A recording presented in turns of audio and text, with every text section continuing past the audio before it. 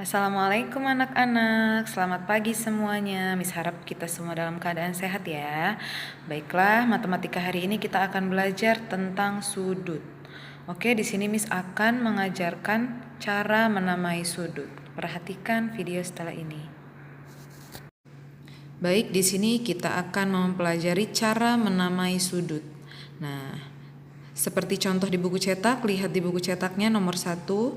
Di situ ada gambar sudut APB ya, dan itu terdiri dari garis AP dan BP. Nah, garis lurus yang bertemu di titik P. Nah, titik P itu disebut titik sudut. Ini ya nak, ini namanya titik sudut. Oke. Nah, jadi untuk cara menamainya, titik sudut ini pasti namanya berada di tengah. Nih, contohnya nih, sudut pada titik sudut P disebut sudut APB atau BPA. Jadi P-nya itu berada di tengah.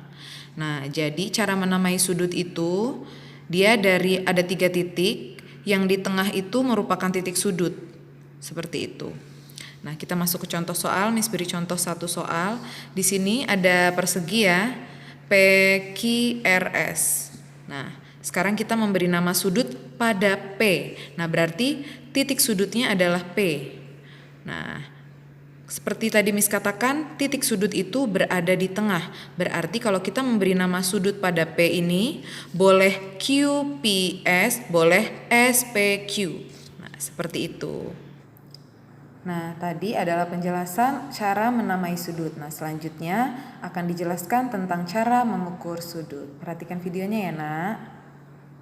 Ukur sudut. Alat untuk mengukur besar sudut dalam satuan baku adalah busur derajat. Ini adalah contoh dari gambar busur yang digunakan untuk mengukur besar sudut. Baiklah, sekarang Ibu akan menjelaskan bagaimana mengukur sudut menggunakan busur derajat. Nah, perhatikan gambar berikut. Yang pertama, kita letakkan titik tengah busur pada titik sudut yang akan diukur. Kemudian, garis 0 derajat diletakkan berimpit dengan salah satu kaki sudut. Kaki sudut yang satunya akan berimpit dengan besar sudut yang diukur dengan satuan derajat. Nah, angka pada busur yang berimpit dengan kaki sudut itu menunjukkan ukuran sudutnya. Dilihat, perhatikan. Dari gambar, salah satu kaki sudut berada di garis 0, sedangkan kaki sudut yang lainnya berada di garis 30 dan 150. Nah, di sini yang kita ambil adalah 30 derajat. Kenapa diambil 30 derajat? Karena kita menghitungnya dari angka 0. Dari angka 0, kemudian ke 10, 20, dan 30. Jadi, besar sudut PQR adalah 30 derajat. Kemudian perhatikan contoh selanjutnya. Di sini ada sudut ABC. Titik pusat busur diletakkan pada titik sudut. Kemudian putar garis 0 busur sehingga berimpit dengan salah satu kaki sudut. Di sini yang kita gunakan nolnya yang berada di kiri busur.